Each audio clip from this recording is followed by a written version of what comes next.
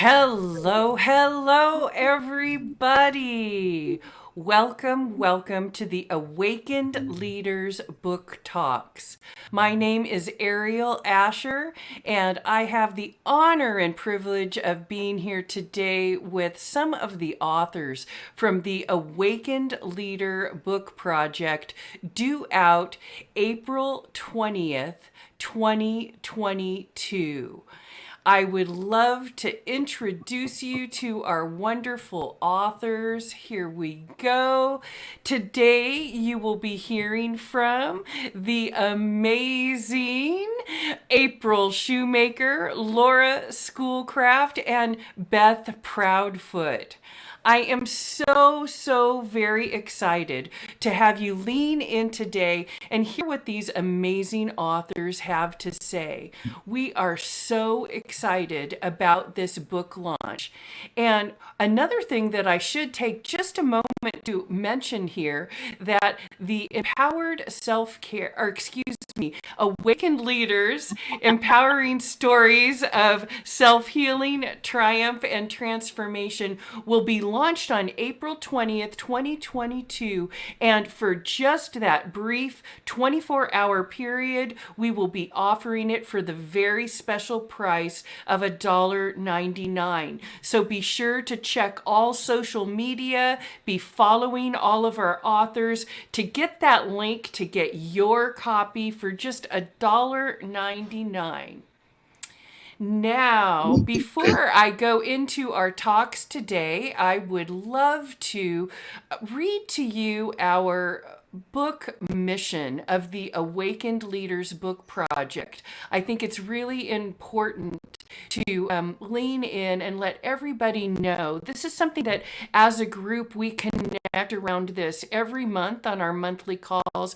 We've been working on this book project for a little bit over a year. Some of the authors have been on for as long as a year, putting their energy and putting their time and sharing their hearts and their stories with everybody. Let's read our book mission here. The purpose of this group book project is to raise the consciousness of our planet by empowering as many people as possible. By stepping forward as awakened leaders, we offer hope, inspiration, and guidance to others as we evolve into a more enlightened way of being and a more purposeful way of living. By sharing our stories of self-healing, triumph, and transformation, we hope to empower others to live to their highest potential. It is our belief that by co-creating our project as a collective, we can reach and empower the most people, and in doing so, heal the planet itself. So I just think that it's such a great mission, and to get everybody focused in here today before I introduce our authors to you, I just wanted to share that with you because it's just, it's very near and dear to my heart. Anyway, so each of our authors is going to just take a brief 10 minutes to introduce themselves and talk about why they decided to step forward at this time as an awakened leader, why they thought it was good timing, and what our readers can hope to expect from their chapter.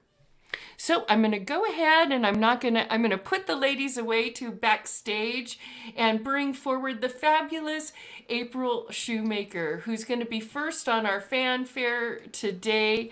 April, you and I have been friends for a long time. I was absolutely delighted that you wanted to come forward and share your humor, your wisdom, and your heart with us in this Awakened Leaders Project. It's so wonderful to have you on board. I love your way of shooting straight from the hip, calling things just how they are, and your inquisitive nature chapter about the nature of humans and what's going on. I really, really love your chapter, but I'm not going to spill the beans. I'm going to let you tell the audience a little bit about what they can expect to find from your chapter.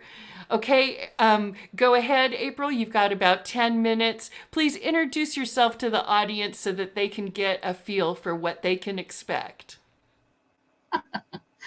You ask why we wanted to be part of this project. I think that it's, something to jump right in. And I certainly grew a lot in the writing of the story, as well as preparing for today. It's like just keep digging deeper, which is always exciting.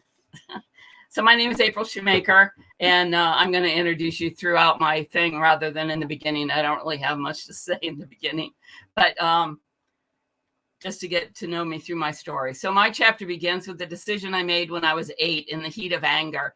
I decided to quit on life and just adapt and endure instead of trying to figure out my mother, my family, why I felt so empty at school and church. And I invite you to look at areas of your life that involve young conversations and possible decisions you made when you were young as you read my chapter, which I call One Decision Can Change Your Life. Surprisingly, it might not be some horrible thing that happened to you to explain your unworkable behavior. It might be something simple that occurred as part of growing up, like mine was. Could be your mother yelled at you, your father punished you for something you didn't do, or maybe you felt your siblings got treated better. And we made decisions that shaped our lives. My choice to adapt and endure was a fairly natural decision, as home and school were designed to have us comply and follow directions. In preparing for this talk, I realized that part of my decision led me to give up creating games and throwing my heart into my activities. I adapted to whatever I was told to do and endured things I didn't like. Most of us learn to do that. The problem is that I gave up looking at what I wanted, and I gave up the idea that I had a choice in the matter. I learned to become invisible and hypervigilant for signs of danger. I learned how to stay safe and quiet in the background. I learned to settle for scraps and use makeshift solutions to survive. Anyone relate? I thought so. My son captured the essence of school and work when he was in kindergarten, and he complained, well, how would you like being locked up all day doing stuff you don't want to do with people you don't like? I was like, that was my day. So I think awakened leadership is using your superpowers. So one of my talks available on my YouTube channel, which is under my name, came from looking at why villains cause so much damage before superheroes jump into action.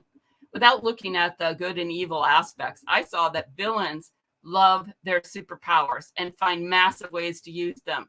Heroes, on the other hand, are usually hiding their superpowers, often embarrassed by them, and are waiting for problems to fix. How do you discover your superpowers?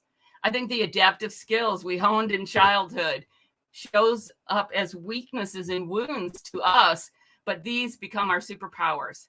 Being hypervigilant can be used to see what is wanted and needed when you're supervising an event from the back of the room or speaking to a group from the stage. I learned not to trust my 5 senses or what people said, which heightened my intuition in hearing the message underneath the words.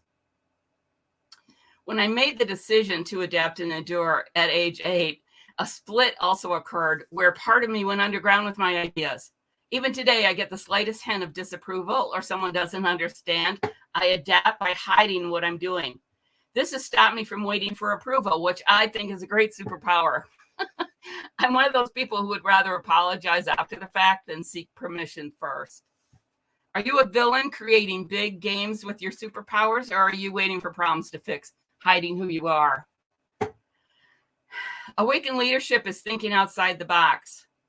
When I got pregnant, I didn't know how to parent a child for a future we can't predict, or isn't done the way my parents did it, or the opposite. I needed to find a new path, and so I began relating to my son as a person, treating him with respect and asking what would empower him, and I did that.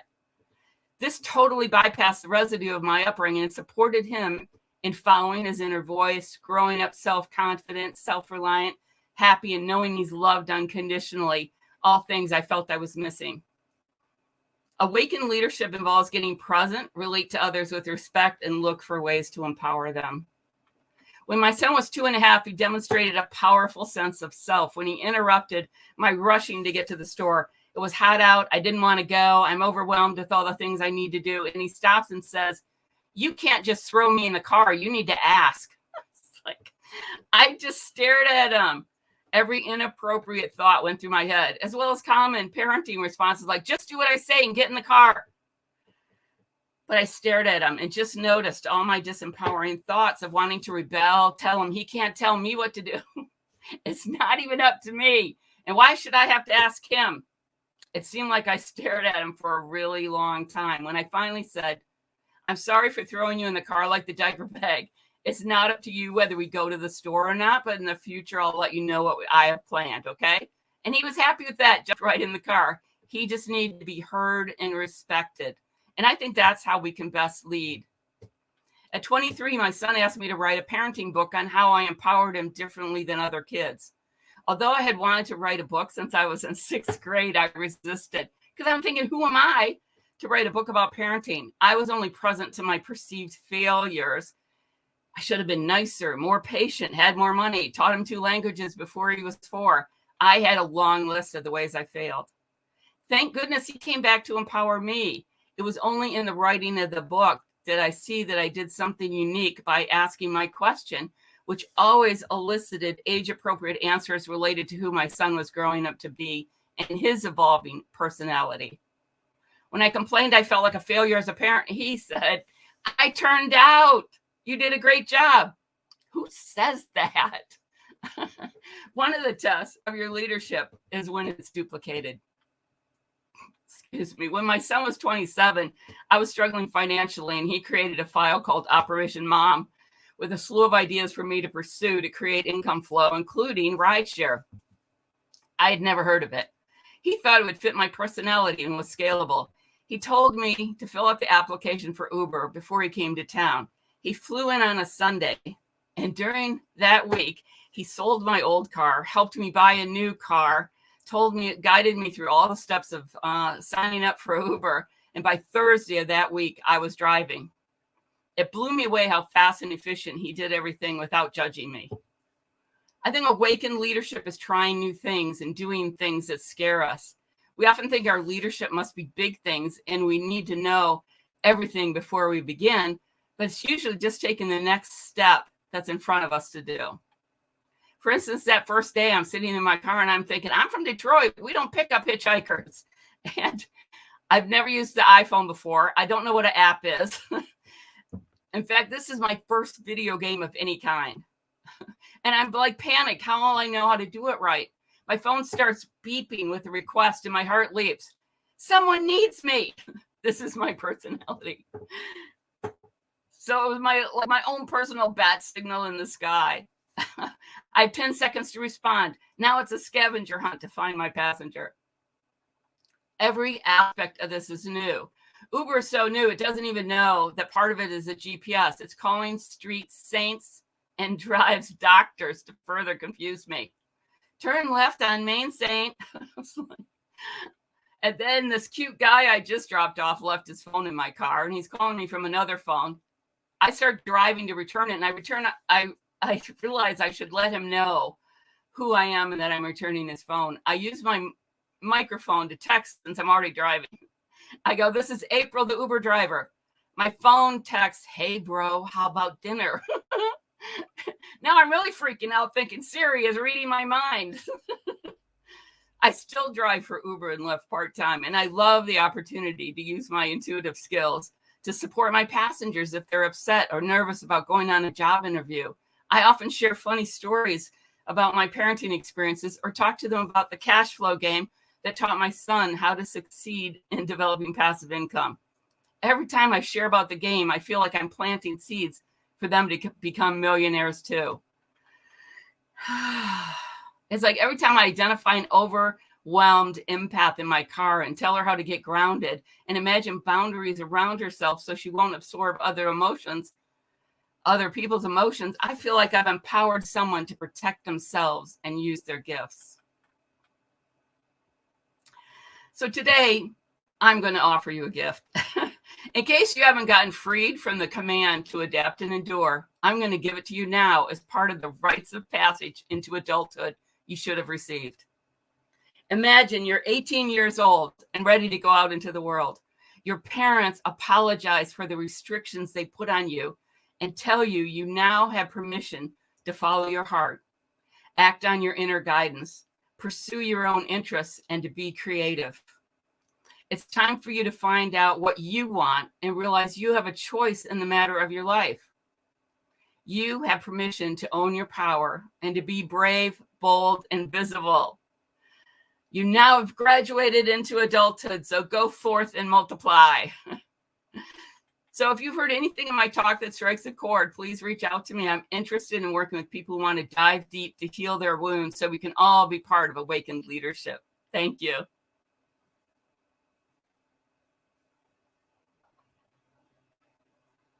April, you crack me up. I just love it. I can't. Hey, bro, how about dinner? Oh my gosh, it just does not get any more real or better than that. While we're on the subject, let me show you, we do have some Insta fans. Paula Pacheco, who I know you know, is on the line. And she says hello to everyone. She's so glad to be on the broadcast. Looks like she's on YouTube watching the broadcast. So we really appreciate you. Paula will be speaking in our next program in part 5 of our 5-part program. And look at this. Matthew Noonan is on the line. Wow, I can't wait to read your chapter. You're amazing.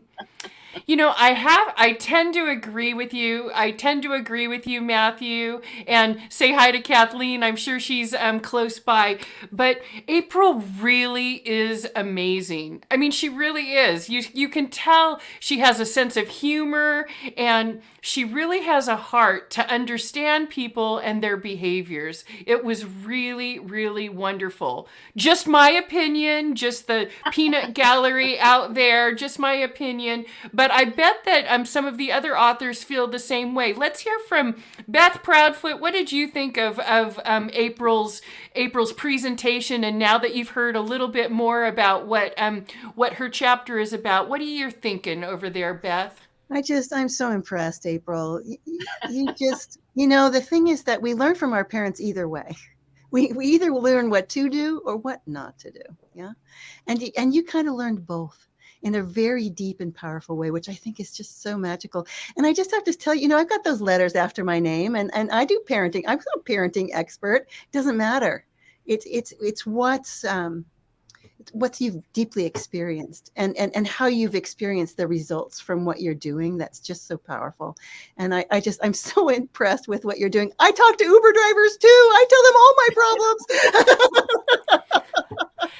I think that I've shared this with April before, but I was doing a little bit of traveling before the shutdown. I was doing a little bit of traveling, and I had really weird Uber karma, and every one of my Uber drivers was like, had a degree in philosophy. I met all these metaphysicians. I had a really cute yoga instructor ask me out to coffee to pick my brain about my metaphysical body, mind, soul channel. It was really weird. I met some of the most interesting people I have ever met, and it really makes me feel that the universe is telling me I'm safe and I'm protected. That my Uber drivers all have PhDs, so so who knows what's going on there. It was just so interesting, the kinds of people that I was running into. And I think that those sort of mainstream angels like that are so very powerful. And I think of April like that. I mean, you will influence so many people in so many different ways. And I love your over the years watching you hone your skills as an empath and a communicator. I just really, really appreciate all of the work that you do, April. Let's see here. What do we got? April, you've got such great energy when you're speaking. Of course she does. She's hilarious, right? She is really funny. Her observations make you laugh. Um, I love your son. Who says that? Right? Like who says that, little person? Right? Let's see. Hi, April. Kathleen here. You did wonderfully. I can't wait to read your chapter. Thank you so much, Kathleen and Matthew, who are also some of our authors. We really appreciate you guys participating in the broadcast in this way. It really makes a difference. I know you guys know because you were on the other day. It really makes a difference for the authors to have your support like that. Laura Schoolcraft, I'd love to get your thoughts, pick your brain for a moment. What did you think of April's presentation today?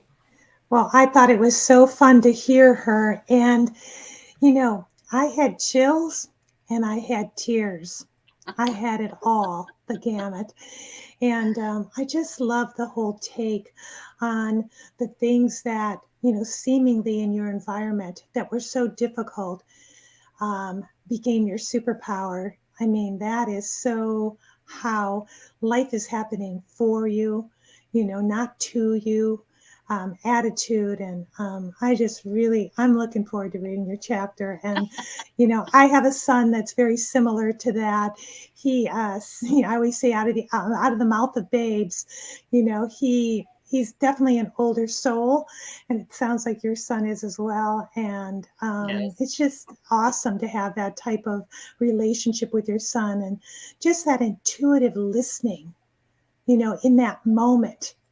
To really hear how to guide your kids. We don't grow up knowing how to raise children, but if we listen to that intuitive sense, it's just fantastic. So I enjoyed it. I'm looking forward to it. Thank you. Thank you. Thanks. Thank you so much for that, Laura. We really appreciate that. So, April, I hope that you are feeling super positive and super proud of yourself. We love you. We can't wait to let everybody read your chapter. I'll share with the audience, the authors haven't all read each other's chapters. I'm really actually kind of the only one who is, although we do have some other authors who have given us some feedback. We do have a couple preview copies out there, and I would love to share with you one of these wonderful reviews, because I thought this was really spot on. This is from Linda Joy Ben, our friend from Down Under. She's in Australia, and she writes, "These awakened leaders share their vulnerable stories through their strength and courage in order to achieve their triumphant success personally and professionally. I'm sure you will each relate to their personal stories that will also help transform you to rise like the phoenix and to stand in your power to make an impact on generations to come." I just thought that was a really nice one to bookend after your talk there, April. It's so exciting. The energy for this book launch is really taking up speed. We're just a couple weeks out from our launch, and it's so fun to have these talks and to have everybody leaning in to tell the audience about their chapters. Thank you so much, April. I'm going to go ahead and send you backstage now. Thank you so much. And next up today, we are going to have the fabulous Beth Proudfoot. Beth, it's a hard act to follow. It is. I'm like, oh my God. Throw that speech out the window. Try something else. I know.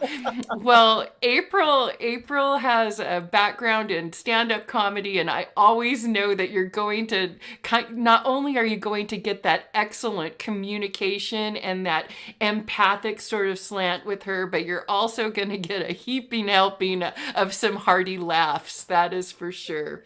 So sorry to put you right after that one, but okay, so everybody, this is the amazing Beth Proudfoot, who I met through the speaker talent search.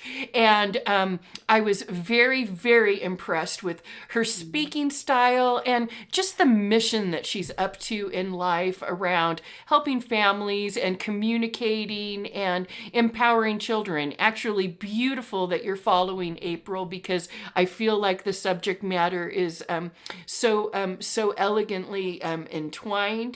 And I won't spill the beans on your chapter. I'll let you have your 10 minutes. We're going to go ahead. I'm going to go to my room now and just give the stage to you, Beth, to share what's on your heart, to share with our audience a little bit about why you're stepping forward in our book project now and what was on your heart and mind to share at this time.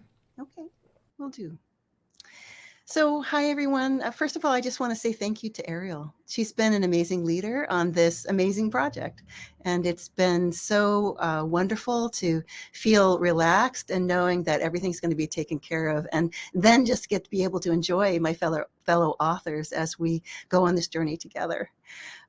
So I'm Beth Proudfoot. I am a marriage and family therapist. I was actually licensed in 1985, which will give you a little hint about how very old I am, but also about how many years I've been doing this work of helping children, sometimes very little children, and their parents and their families, and the wider community. Actually, it's part of the mission. I have a little clinic here in San Jose called the Child and Family Counseling Group, where we're at 6 therapists now, all of whom are working with little kids. And part of our mission is that we're going to try to help the whole community be a better village for all of the children. It's something that's really important to me. You can't be in this business for long without being heartbroken by some of the things that happen to kids. So we just want to try, all of us, to try to do our best to make things better. And maybe that's one family at a time. And maybe that's a whole group of people at a time. Yeah. And, now that I'm in this leadership position of having all of these other therapists to work with children, which makes me feel like, the children are taken care of, I have been exploring my own passion, which is about divorce. I just, over the years, have seen too many kids get really, really profoundly traumatized by their parents' divorce, and I don't want that to happen to anybody ever again. I myself had what's called a collaborative divorce maybe 15 years ago. That was actually transformational for me, and I know led to the best kind of outcome for my children. And when I was asked to actually, after my divorce was long over, I was asked, do you want to do this work? We think you'd be really good at this work. I said, yes, of course I would, because it aligns with my passion for bringing peace to this world, helping people to resolve conflicts with respect and dignity. There has been a lot of research now showing that I should explain what collaborative divorce is. This is the village approach to helping couples through their divorce. Each person has a team. They have their own lawyer. They also have their own coach. That's where I come in. And with that team, and actually the whole team works together to just hold that family in a container, to help everyone's feelings settle, to help everyone communicate with respect, and to help the solution be what's best for the children. You can see why I love this. I love what's best for the children. It just really speaks to me. And I think a lot of my passion also comes from having been through the experience myself and understanding that it can be the beginning of something. I've held the hands of dozens of people as they were going through their divorce, and mine was a little bit different. I think everybody feels 20 different feelings all at the same time.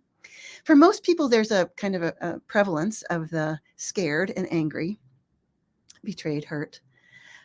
For me, I was just sad. I was just hugely sad. In retrospect, after a long period of time after this has happened, I think part of it is because my own mother died while I was dating my first boyfriend. And I took all of that stuff that I needed from my mother and put it right onto that boyfriend. who became my first husband. And so when our marriage was breaking up, I had all of this attachment stuff that wasn't just about him that I needed to grieve for. So I was deeply grieving. I was really sad. I was the kind of sad where you don't get up off the couch for a long period of time. And I did try to do my best. I still had to get my kids to basketball practice, I had to keep going. And I did, yeah. But I kept getting dizzy, which I dismissed as being just the nature of my reality. I didn't know what way was up anymore. But it turned out that I had a little brain tumor, so that I had to deal with too. So I remember one of the most poignant things that my collaborative divorce coach, Nancy Ross, who's still doing that work in San Jose, said to me, I know you don't have any hope right now, so I'm going to keep it for you. When you're ready, it's right here. It's in my pocket. It's waiting for you. Sorry, it makes me emotional even now. That was the most powerful thing to say. So my chapter is called Freedom from Fear. And in it, what I am attempting to do is give anyone who's going through a very deeply emotional time, right in the middle of a trauma, that little seed of hope that things will get better, they will get better, they will get better. Yeah. And in fact, I really do believe that it is these great big shakeups, these great big, horrible, awful things that happen to us. And nobody gets to escape, by the way. This is the nature of human life. Great big bad things kind of happen to everybody. And when they shake up every old belief that we used to have about the nature of reality, about relationships, about who we are and what we're doing here, well, it makes a crack through which a flower could grow. Because those old beliefs maybe weren't true. Huh?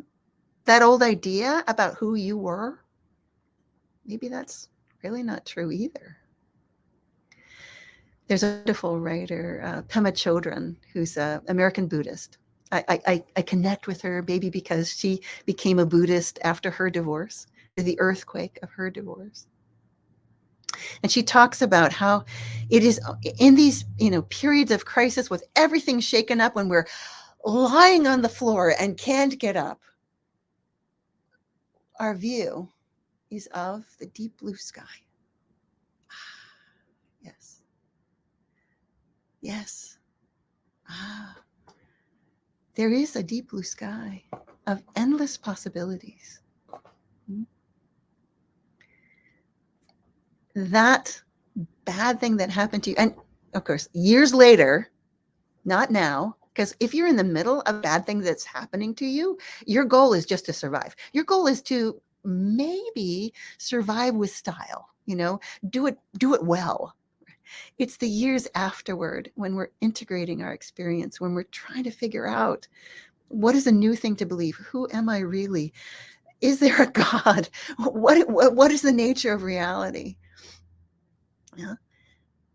It's okay that you had that experience, because that earthquake, that crack in the concrete is going to lead you to a new reality you never even guessed was there. You never even guessed. I guess so. That's why I wrote the chapter, Aeriol. I wanted to plant a little seed of hope. I only get to see my clients when they're right in the middle of it, and I'm just trying to help them survive with style. But what I really want to do, and what I hope I do in every case, is just plant a little seed. And this is a way of planting a seed in a bigger field, I guess. And I did want to offer a little more to everyone that's watching today. On my website, which is just bethproudfoot.com. It turns out there's not very many Beth Proudfoot, so that was an easy URL to get. I do offer a couple of talks. I love parenting talks. I love to get out in the community and talk about parenting. I'm doing a lot of my work online now, of course, but just love. And corporations now are hiring me to talk to their employees how to parent during this pandemic.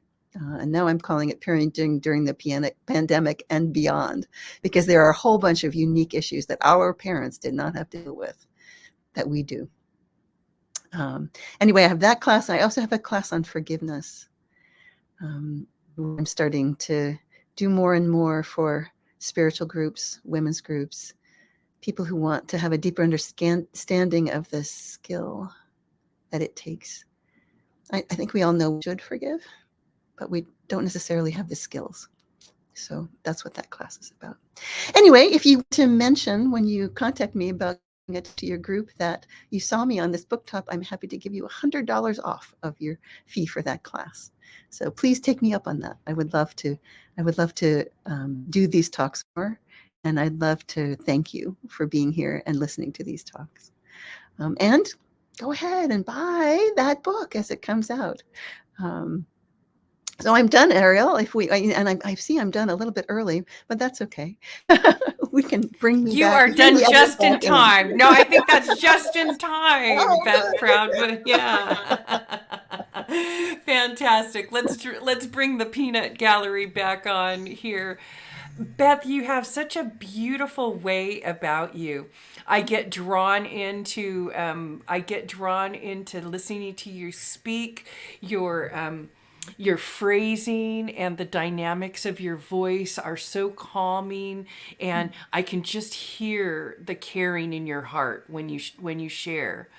Plus, what an amazing story, right, you guys? I mean, wow, right? Actually, let me share. We do have Kathleen and Matthew are here, our other authors. It says, Beth, thank you for your open expression.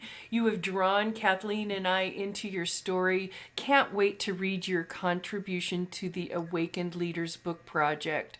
Beautifully, beautifully put. Thank you guys. Thank you guys for that. Just wonderful, Beth. Really, thank you so much for stepping forward, for sharing that powerful story that I'm sure will move so many people, and your work to help people communicate like adults through through traumatic times, right? Regardless of if it's a divorce or anything else that's going on. It's just amazing the work you do. I'm so proud to have you as part of our Awaken Leader lineup. April, what did you think? I thought it was really interesting with, protecting our kids from the divorces is really a big deal. I know my parents got divorced before it was popular. And I think I was like 16 at the time. Ended up having to take care of all my siblings. And so it's like a challenge for everybody at different ages. But yes, very good. Yeah, different ages and different times. Yeah, the pandemic and beyond. It's like exactly. It's not really the best catchphrase, but we'll work on it. We'll work on it. Laura, how did you enjoy the presentation? Well, I think your name should have started with Hope, Beth. The amount of hope that you offer, and the compassion you have, and such an advocate for children just really drew me in. And I'm hoping that that the hope that you bring in your chapter will reach the hearts of those that are suffering, so much suffering going on, to really know that, if you can just stay with it, walk through it, that, your life will unfold. I just feel like you offered so much wonderful hope. Felt so good to listen to you. Thank you. Fantastic. For sure. Beth, thank you so much for your chapter. Let's see, I have another review to share. Before we get to our next speaker, I do have another review that I'd love to share with you all. This one oops, my slide isn't queued up. Sorry about that. This one from the fabulous Seema Giri, who is also a best-selling author and speaker. She's also a book compiler like myself. We do each other favors like that. So we review each other's books. And she said, the Awakened Leaders book is an amazing collection of stories that inspires you to break free and embrace your own leadership so that you can shine your brilliance with your gifts. I think that is absolutely true, and I hope that our audience is chomping at the bit to lean into our book coming out on April 20th. I might as well do another plug for that there. So I hope that everybody is just anxiously waiting and will lean in at that time. Okay, now it's time for me to send a couple people to your room. Thank you so much, Beth, and thank you, April, for joining us. Now I would like to introduce everybody to the fabulous Laura Schoolcraft. Now, Laura Schoolcraft came to the book project through our another author, Dr. Beth Halbert. You may remember that she spoke on our first week of the Book Talk series, and it's been such a pleasure to work with Laura. You can tell by her thoughtful comments that she is deeply intuitive, thoughtful person, and I think you're going to like her chapter. I won't spill the beans just yet. I'll let her talk about her chapter and why she thought it was a good time for her to step forward at this time as an awakened leader and to be a featured speaker here. So Laura, I'm going to go ahead and give the floor to you. You have about 10 minutes, please, to just share with everybody about your part in the Awakened Leader Project. Well, thank you, Ariel. It's certainly a privilege to be among these amazing leaders, thought leaders. And I do consider myself a thought leader, but I've been hiding in the closet for a long time. Yeah, a long time. And no better time than now. I'm so grateful for this platform, Ariel, that you've created. And I know all the love that you've put into supporting everyone to be on this journey. And I still have my training wheels on, but at least I'm on the bike. And that to me is a start. Today, I wanted to just talk a little bit about the chapter itself and why I chose it. I feel like how we relate to everything in our life is how we create our life. And the art of relationship, art meaning how we create. When I think of art, I think of only creating. And with every relationship we have, not just our personal relationships. I think my number one relationship that I have is with myself. And that's probably the most difficult relationship I have. Working on, self-care and self-love is a journey for me.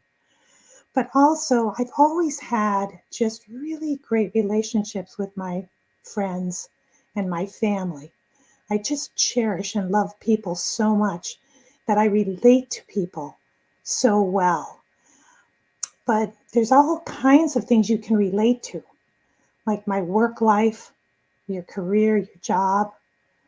You relate to things like money, time, and my health is another really big focus of how I'm relating to myself as I grow from one year to the next. Or there's some of the most difficult subjects like the government or paying my taxes. Or a really hot relationship that I have right now is with technology. And it's getting better. It's getting better and better and really learning how to dance with technology. But, you know, when I look at the world events today, especially with COVID, my relationship's been really a good one, because I feel like one of the beliefs that I have embodied in my life is that life is happening for me, not to me. So it takes you from empowering your life instead of being a victim to the circumstances and the situations around you. And so for me, going through COVID had its challenges for sure. My business went from $5 million down to zero overnight. And I had to figure out a way to create something new, different, what the world needed from me in that business. So that's, been so helpful to just be able to embody that belief of how life is happening for me. It doesn't even give me an opportunity to think a negative thought, because when I look for the positive, I can see how everything around me happens for me. One of the more challenging relationships I've had is my relationship to time. And I desire a great relationship to time. I look at time as kind of similar to money, because it's kind of an energy that flows in and out. But I've always been coming my entire life from a lack of time. And I want to have an abundance of time. I want to have an abundance of time to do all the things I want to do in life. I want to create my life in a way where I never feel like I don't have time to do something. And I had to kind of look back, and much like April, you look back in your life and you wonder how these beliefs even came into being. Well, when I was growing up, I was the youngest of four.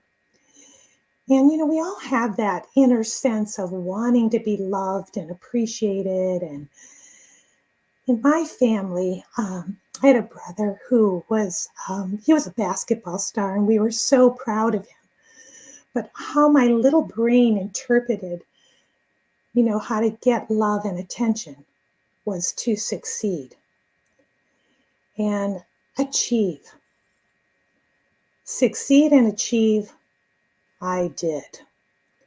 With every waking moment, I used every second of time to focus on achieving. It didn't matter if I was in high school and I was the class president or the club president or the captain of the basketball team or the captain of the softball team. I was always striving to achieve. And today, I have to continue to create beliefs that alter that. Because when I'm on this trajectory of achieving all the time, there's very little time, space to really relax into life and enjoy life. I'm on this trajectory where I'm always achieving, always moving forward. It's no secret why I'm a business developer, because I'm just go from one thing to the next. But I really wanted to embrace new beliefs to change the way I related to time. So I just started to say, there is enough time. Kind of felt like I was Dorothy in The Wizard of Oz when she kept clicking her heels and saying, there's no place like home, there's no place like home. And I would say to myself, there is enough time. There is enough time. And the more I would say it, I would start to feel it.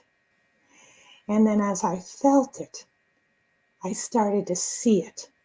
I started to see where there were shifts in my perception and my relationship to time as coming from lack to moving into abundance.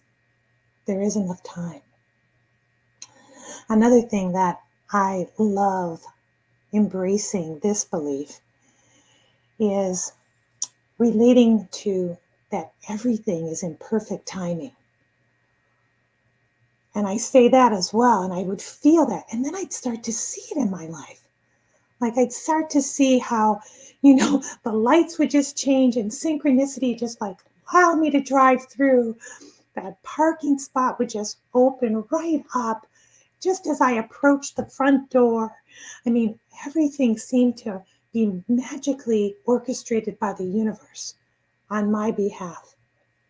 And I just noticed to trust that everything was in perfect timing. And trust is the best thing that I can have in any area of my life to create a better relationship. And another little thing that happens for me is that there's no emergencies. It's really stopped me from rushing and making decisions out of fear when there's no emergencies. And I get to thinking about that, and there really isn't any emergencies. If I trust the universe and I trust that I'm right where I'm supposed to be, it's amazing that I really feel there aren't any emergencies. And I see I'm running out of time, so I just wanted to say that, it's my responsibility on how I relate to things, especially time, how I manage my schedule, how I say no, not now. I always have to look at what my 100% part in everything is, with my taking my responsibilities for how I relate to everything. So ultimately, it gives me freedom. Ultimately, my life becomes happy, joyous, and free. So I hope that you'll get something out of the chapter. I hope you'll be able to read The Art of Relationship and Creating Relationships that will inspire you and encourage you to accept and create new beliefs that'll set you free in your life. And the last thing I just want to say is how I relate to the future. More fun to come. Thank you, Ariel. More fun to come. I will second that. I don't know about you, ladies, but I am all for more fun to come. Well done, Laura. I'm so proud of you and how you related to your technology of getting out and doing your talk. You have, I know you have stepped out of your comfort zone with technology a little bit, but just know that this is working for you so that your message can be delivered out to people, right? And I'm so glad that you came on board for our book project. We're so excited. Let's see, Matthew and Kathleen, you guys get a gold star for participating. By the way, so you guys out there in the romper bumper stomper boo land, you guys get a gold star for commenting on everything. Right on, Laura. We love you. We're excited to read your chapter. Right? They really felt you coming through and communicating with them.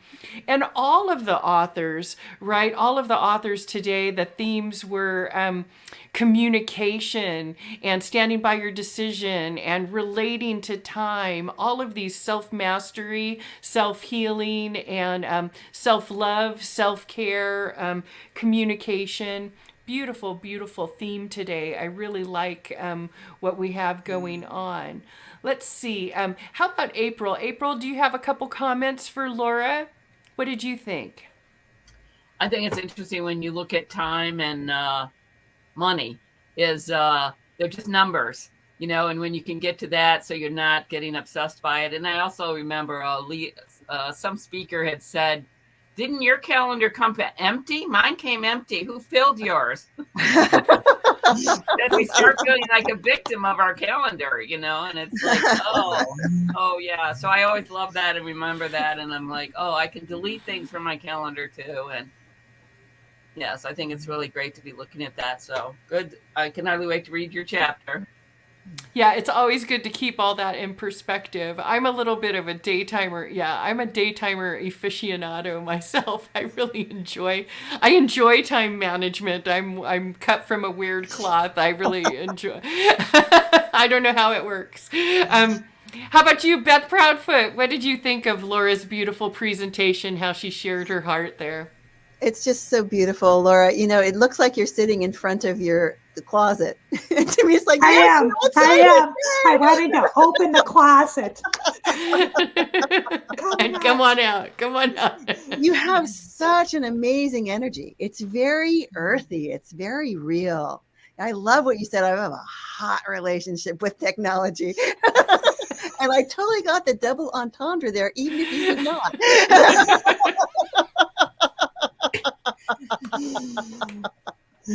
I love the way that you think, and I think it's so true that we create our own reality by what we tell ourselves about the nature of reality. And I love how, and I've seen this to be true in my life too. When you change your belief about what you're telling yourself about whatever it is, things change, things happen, things open up.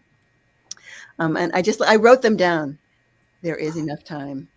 Life is happening for me. These are going to become my affirmations too, because I want what you've got. So that was awesome. Really, really cool. Really cool. And Laura, you've got a fan. Great job, Laura, from Ashley.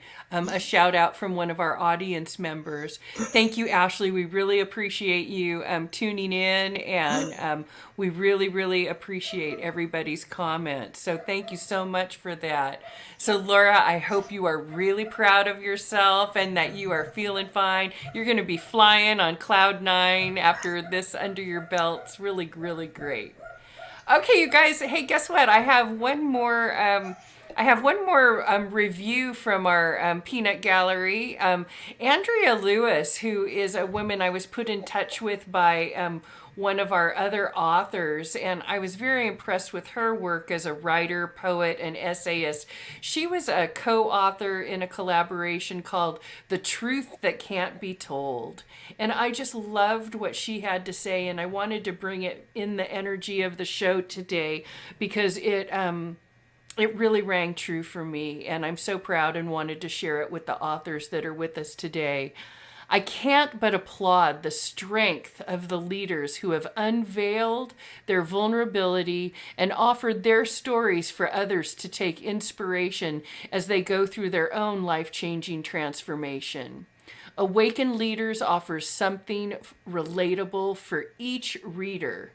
Read and be inspired. For sure. I just think we're what we have to offer is such a beautiful collection, a beautiful tapestry of stories. They're really beautiful. I'm so excited for everything. I just want them to come out because I can't take it anymore. It's like Christmas. It's like Christmas, but in April. so, so anyway, so I have very much enjoyed working with the authors, and I just wanted to go around the room one more time today, just to leave our audience with a little tidbit, a little something, something uplifting, or anything you want to share to the audience before we sign off for today. So I'm just going to go around the room. April, did you have anything that you wanted to share before we sign off for today? Oh, I just want people to look for their superpowers. So one way is to all those compliments that you brush off. Oh, those are your part of your secret to your superpowers. So that deflection. Okay. That is definitely something to look for today. And April will touch on that. You can be sure and catch some more information and some more tidbits from April if you lean into her chapter at our book launch on April 20th. Remember that you can get that book for just $1.99 in that 24-hour window. So be watching social media for our cues of where to follow and where to get your copy. How about Beth Proudfoot? I sure would like to hear from you. What juicy tidbit can you leave us with today? Gratitude. I Mm. think that gratitude is like an antidote for like almost everything.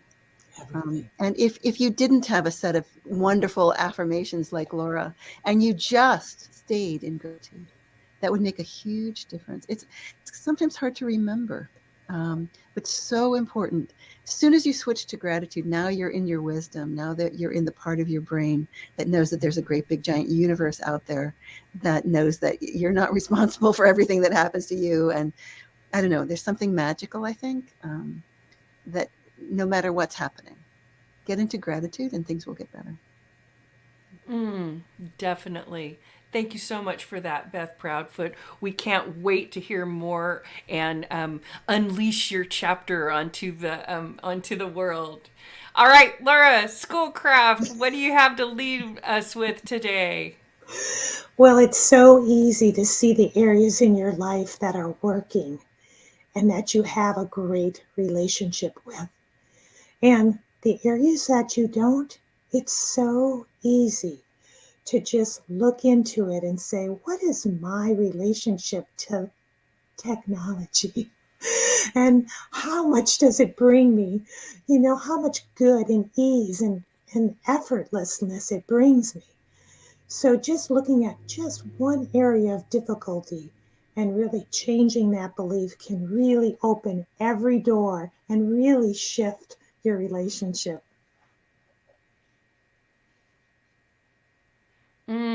That is for sure.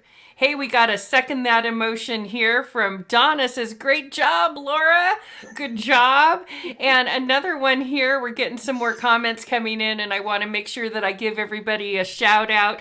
Paula Pacheco, thank you everyone for such sage wisdom. Well, Paula, we're looking forward to hearing from you next week on part 5. Okay, everybody, it's just about time for me to wrap this thing up. I'm going to say it one more time because I can't say it enough. Our book launch will be on April 20th. Watch social media, follow these authors to make sure that you get your link so that you can get this amazing compilation for just $1.99 in that 24-hour period. We want to make sure that we reach and touch as many people as possible. Okay, I'm going to go ahead and send my beautiful friends to their room. This is Aeriol Ascher from Body, Mind, Soul TV and Media Network. I want to thank you for being here today.